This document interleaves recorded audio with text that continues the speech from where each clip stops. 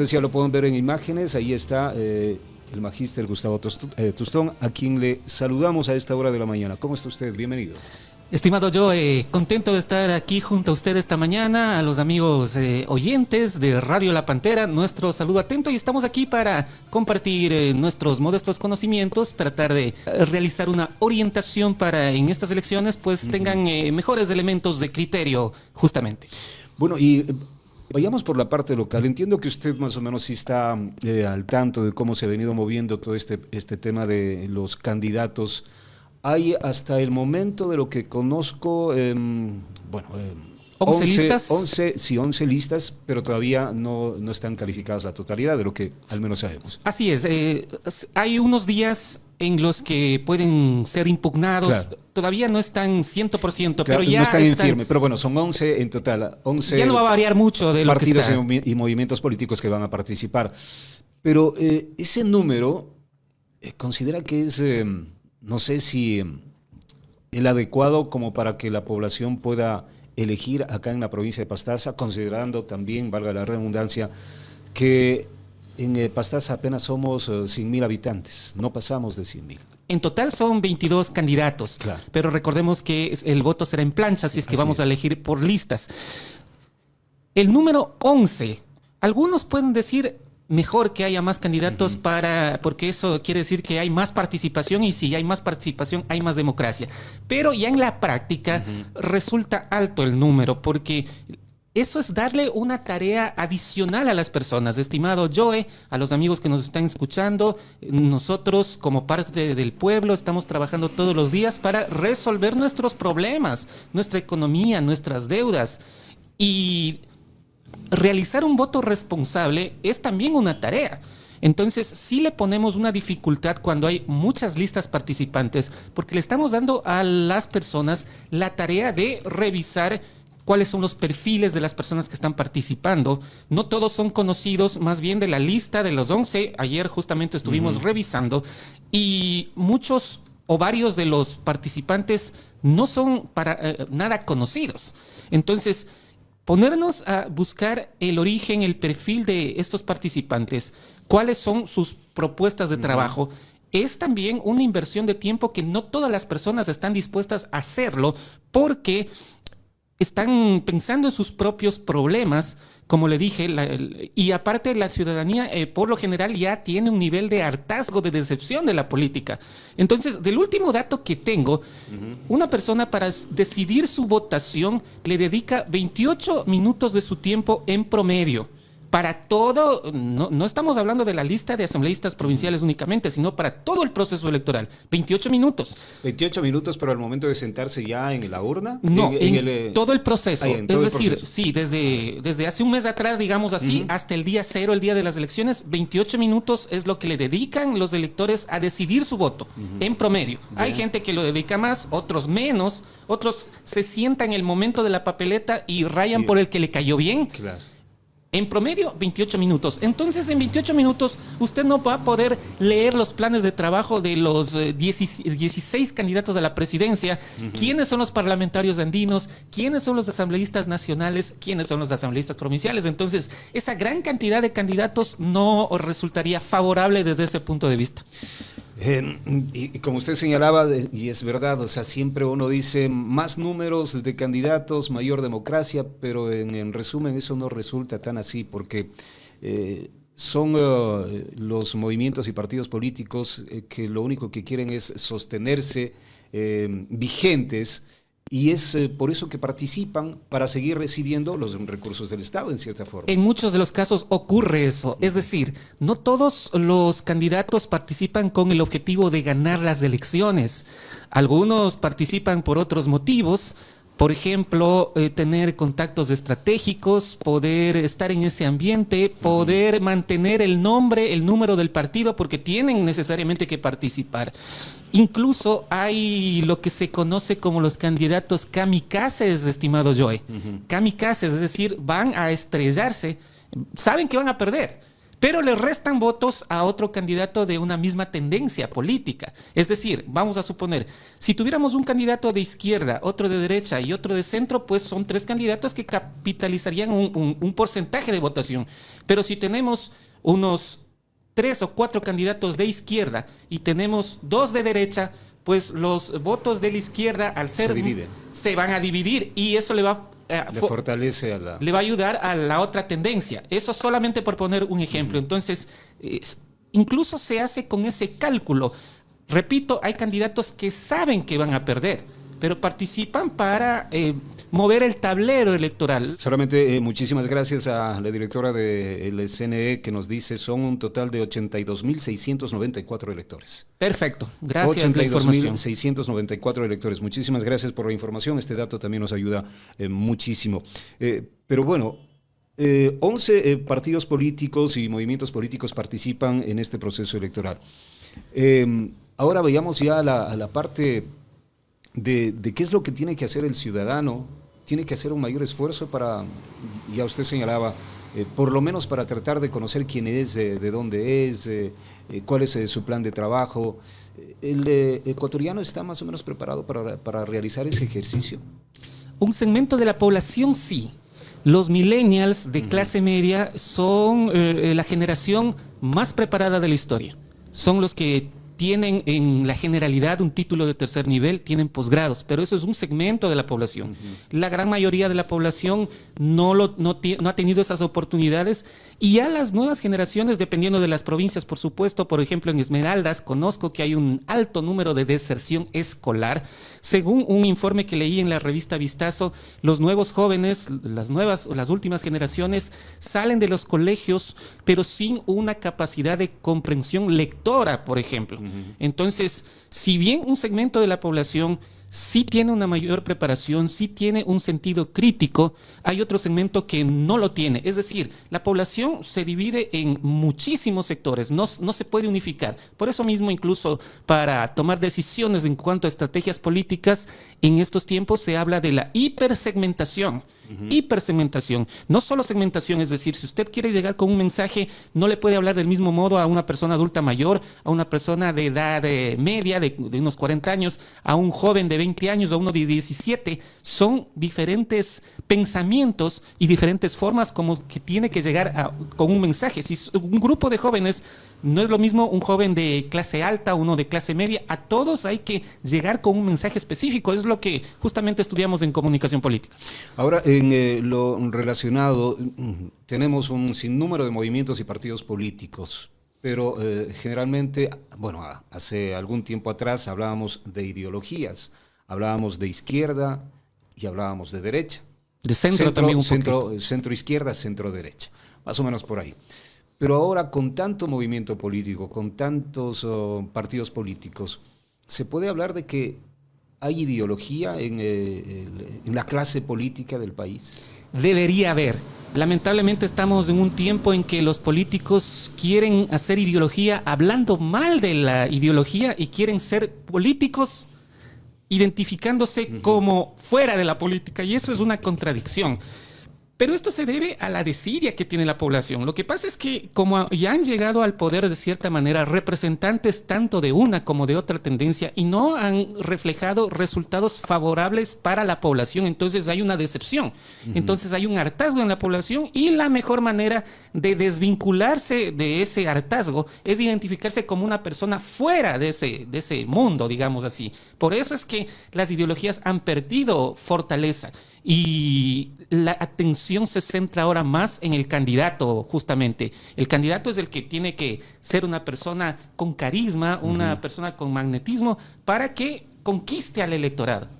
Antes era un partido político fuerte, y vaya quien vaya, pues ya estaba un buen porcentaje de la persona confiada en que iba a ganar. Ahora las cosas han cambiado en la generalidad.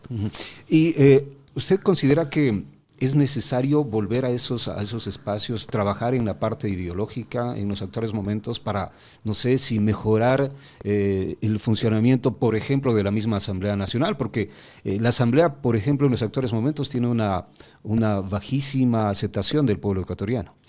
El acto de gobernar es un acto profundamente ideológico. Cuando un político habla mal de las ideologías o se identifica como que no tiene ideología, ya es algo contradictorio. Es como que es como cuando usted está enfermo, busca al mejor especialista para que cure su cuerpo. El país está en una situación de agonía. Necesita una persona experta en la materia, alguien que sepa de política, que tenga ideología. Pero por el contrario, los políticos de ahora pues se identifican lo más lejos de la política posible. Eso es una como contradicción que existe. Sí se debe trabajar en procesos de formación política con ideología, pero más allá de aquello está el trabajo en la parte ética. Aparte de lo formativo en ideología, también debe haber una formación en la manera correcta de actuar, porque el conocimiento sin la empatía, sin el amor al prójimo, pues es destructiva. Tiene que haber conocimiento y conciencia. Cuando unimos las dos cosas, formamos una persona integral, completa, que no se va a corromper. Porque de nada sacamos una persona con una buena formación académica, ideológica, pero si va a sentarse en una curul a ser negociados por debajo de la mesa, pues no ganamos nada. Entonces, el candidato ideal es aquel que tiene una correcta formación para el cargo que postula, una correcta formación ideológica, sea cual fuera, porque las ideologías también son herramientas que deberían ser aplicadas en el momento correcto para que den resultados. Finalmente lo que necesitamos son los resultados, pero también tiene que tener esa persona dentro de su ser la ética, una coherencia entre lo que piensa, dice y hace. Y si unimos las tres cosas, vamos a tener buenos políticos. Lamentablemente no ocurre eso. Sí hay políticos honestos, pero son la minoría. Ahora, lo que le quería decir, en el tema ideológico que usted señala, que se debería prepararse en la parte ideológica, pero ya en el momento del ejercicio, es necesario de que el político que va a dirigir se identifique con alguno de las ideologías de izquierda o derecha, porque yo al menos considero que cosas buenas hay tanto en la izquierda como en la derecha, y quien gobierne debería más bien tratar de ubicar las cosas buenas de las dos partes ideológicas y ponerlos en un plan de trabajo para que pueda desarrollar acciones positivas en beneficio de los ecuatorianos. Porque caso contrario, si es que cada uno va por su ideología, porque ya hemos tenido, aunque acá no sé si es que realmente hemos tenido gobiernos de izquierda o gobiernos de derecha, pero bueno, han habido gobiernos que se han identificado con la izquierda, pero en resumen, si uno se pone a observar, ha habido algo de que se ha ejercido desde la ideología de izquierda. Amigos oyentes y Joe, las ideologías políticas no son un fin, son un medio.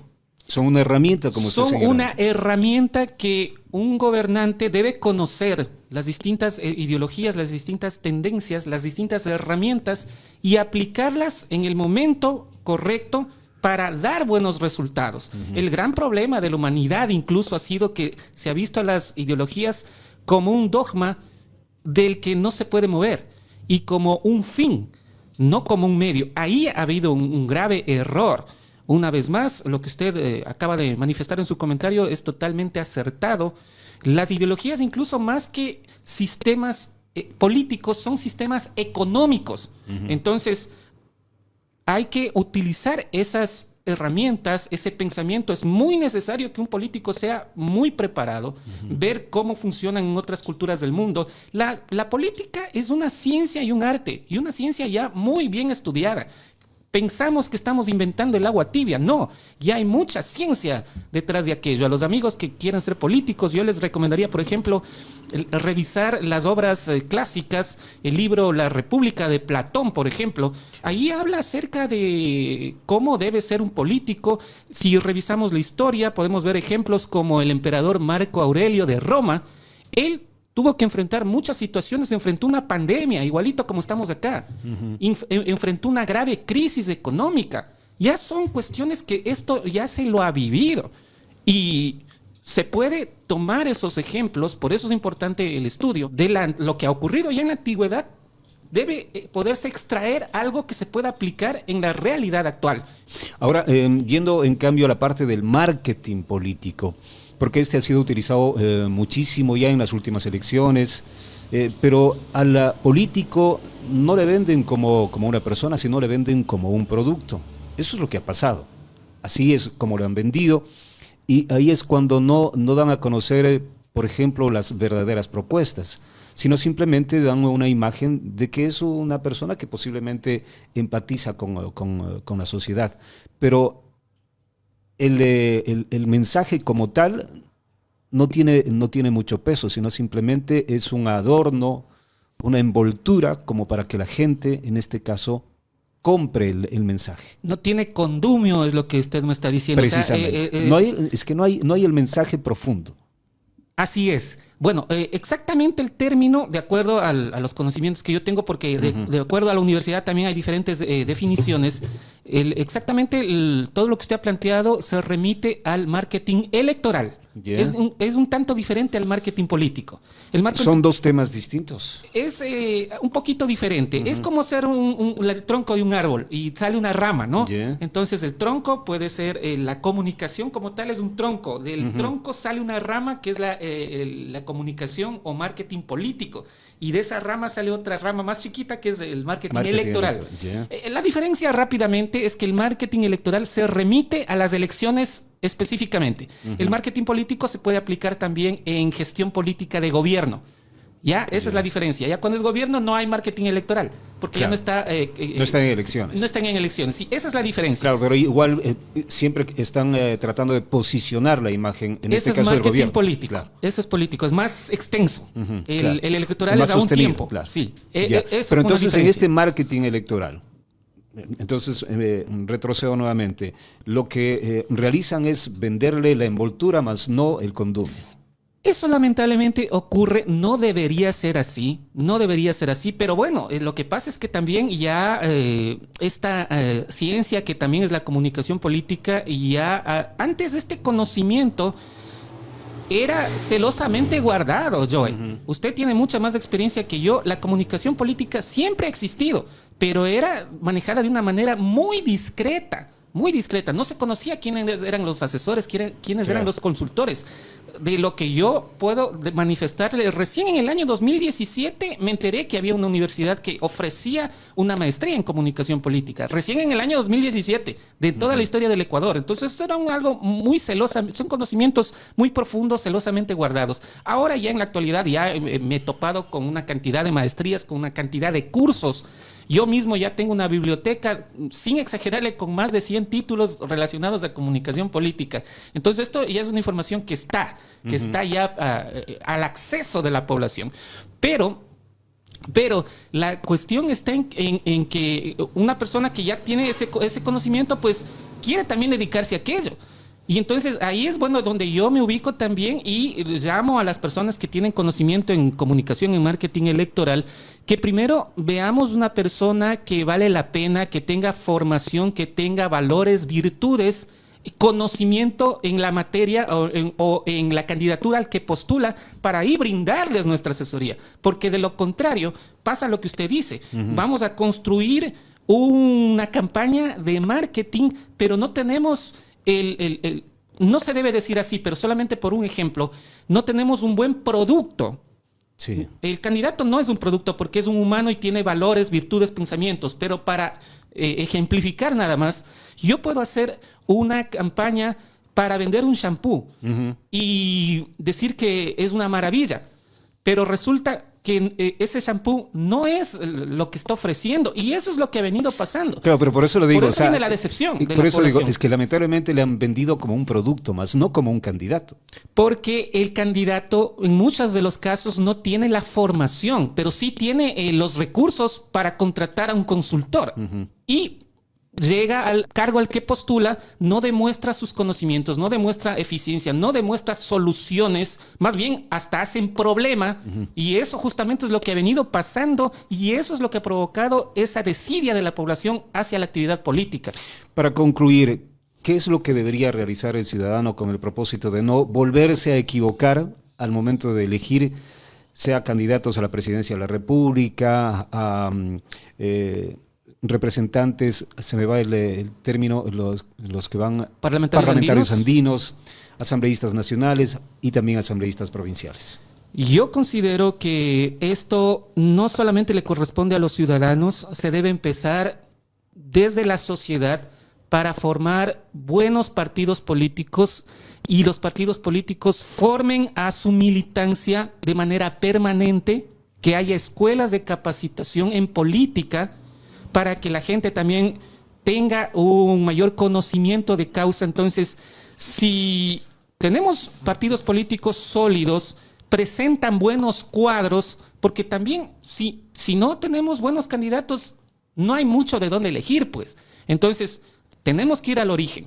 Un partido político sólido con ideología que nos presenta un candidato o candidatas bien formados y formadas. Entonces, eso tiene que ser lo primero. Tener una buena lista, un buen cuadro de candidatos que nos ofrezcan a los ecuatorianos y ecuatorianas. Y de ahí la responsabilidad social de darnos el tiempo de saber cuál es el perfil de los postulantes, ahí sí, qué propuestas tienen y más allá de lo que dicen, saber y conocer qué es lo que han hecho, cómo han actuado, porque pueden ofrecer, y de hecho así se hace, ofrecer mil maravillas, pero caramba, tienen problemas. Ni siquiera algunos están al día en sus pensiones de alimentos, por decirle. Una cosa, claro. Así ha pasado. Entonces, con las herramientas de marketing electoral, nos venden, caramba, una figura de mil maravillas.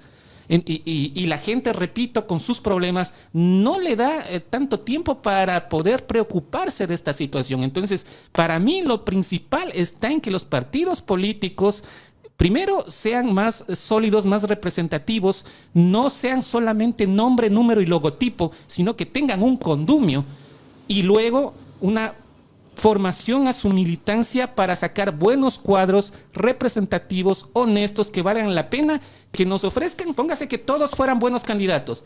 Salga el que salga, pues darían un buen papel. Claro. Entonces, nos están dando una responsabilidad muy grande a los ecuatorianos, pero si no tenemos mayor cosa por dónde elegir, entonces no es una cuestión que viene de una vía, sino son multifactores los que contribuirían a dar mejores resultados. Esperamos que esto ocurra. Se debe basar desde el proceso educativo. Esto no va a ser a corto plazo, es a mediano o largo plazo, nos va a tomar décadas o generaciones, pero el primer paso... Hay que empezar con el primer paso, y el primer paso, me parece a mí, es justamente crear estos espacios de diálogo para ir reflexionando y darnos cuenta cómo funcionan las cosas. Muchísimas gracias, Gustavo, por haber estado con nosotros, por haber dado a conocer también parte de esos conocimientos y, por supuesto, esas pastillitas para que la ciudadanía también pueda elegir de mejor manera a los candidatos que nos representarán tanto en la presidencia de la República, en el Parlamento Andino, como también en la Asamblea Nacional. Estaremos en cualquier otro momento también conversando y analizando todo este proceso político, porque apenas empieza. Gracias, Gustavo. Para mí es un gusto estar junto a usted, estimado Joe. Gracias a la audiencia. Muy buenos días. Bien, señoras y señores, tiempo de hacer una pausa. Ya regresamos para continuar con más aquí en nuestro espacio Nuevo Día. En Radio Pantera FM. Es tiempo de comerciales. Ya regresamos.